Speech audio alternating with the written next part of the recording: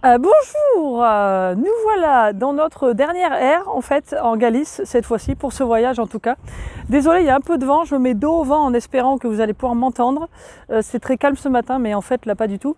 Donc on est à l'air Coto Camper qui se trouve à Barreiros et la raison pour laquelle on a choisi cette aire c'est en particulier pour aller voir la plage de las Catedrales, des cathédrales, qui est à 5 km d'ici, dans cette direction, juste derrière moi.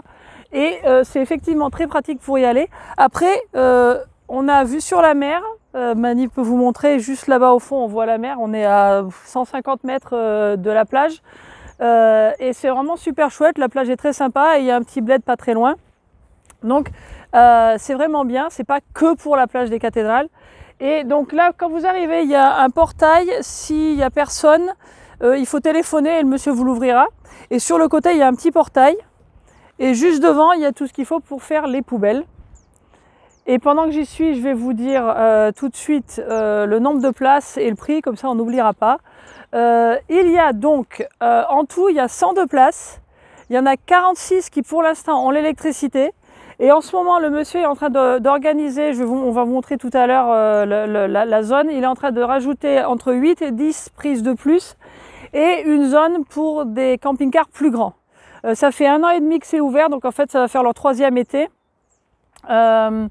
Et ça coûte 14 € avec électricité et sinon, je crois que c'est 11 €, oui c'est 11 plus 3, je crois que c'est 3, oui c'est ça. Donc 11 € sans électricité ou 14 € avec électricité. Et il y a du Wi-Fi, mais qui marche seulement dans la zone vers l'entrée, où il y a tout le reste qu'on va vous montrer dans 2 minutes. D'accord, maintenant c'est la zone de vidange. C'est une zone très bien faite.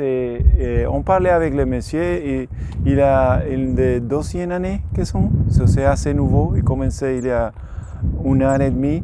La zone de vidange, c'est comme vous pouvez voir, c'est très bien fait. Il y a 2 zones de vidange pour tout. Il y a pour remplir, pour les eaux noires, pour les eaux grises. Et aussi, il nous expliquait que chaque espace, à moi, les espaces maintenant, qui sont utilisés maintenant, a l'option pour choix de remplir. Florence va montrer ça. Il y a des tuyaux, mais aussi il mentionnait qu'il y a un endroit pour faire des eaux grises aussi, mais c'est une option que normalement il se l'offre aux gens qui se vont rester un petit peu plus loin. Mais comment? Longtemps, un petit peu plus longtemps. Mais à côté de ça, c'est bien, c'est très bien fait, assez d'espace. Et aussi, c'est très bien pour faire les demi-tours, pour dépendre de quelle direction vous faites les remplir, si c'est en arrière ou devant. C'est très bien, l'espace. Et comment? Et la sortie. Et la sortie, c'est juste à côté. Et il explique comment vous pouvez sortir, parce que le portail s'est fermé, mais il explique comment on peut sortir ou entrer.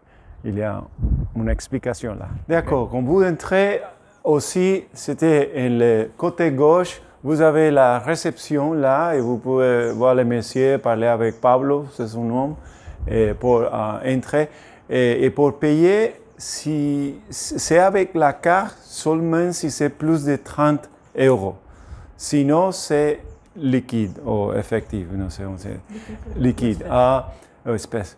Et ici, c'est la zone de faire les assiettes, la vaisselle, j'ai oublié le nom, la vaisselle, et juste derrière, c'est les douches et WC. Et c'est très propre, Florence va lui montrer après, mais sont très bien faits. Qu'est-ce que c'est quoi ça? La laverie. Et la laverie aussi. La laverie, c'est juste à côté. Juste à côté, et on le va voir. Okay.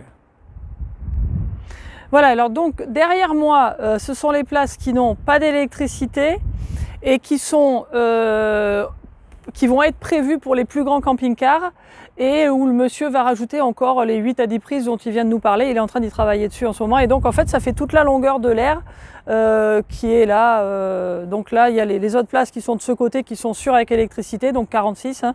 Et puis après il y aura tout ça et si vous avez un grand camping-car, donc vous savez vous pouvez venir. Et ici ça marche aussi pour les caravanes. La seule chose qui est interdite c'est les tentes. Voilà, donc ça c'est notre emplacement. Alors ce que je voulais vous montrer, voilà, c'est entouré d'herbes et puis c'est stabilisé au milieu en petit gravier. C'est à peu près plat. Nous on a décidé de ne pas mettre les cales, on est très légèrement en avant mais très peu. Nos voisins avaient des cales et si on regarde autour, les 3/4 des gens n'ont pas mis de cales, hein, donc c'est quand même pratique. Et je pense que quand il pleut, ça c'est bien, parce qu'il y a l'herbe à côté qui boit un peu, et puis bon, ça doit pas faire trop de flaques. Et alors, ce que le monsieur nous expliquait, je vais avancer, je reste dans ce sens, parce que, à cause du vent. De nouveau, voilà, donc là, il y a les petits trucs gris, là, qu'on voit, ça là, c'est ce qui permet de vider les eaux grises directement.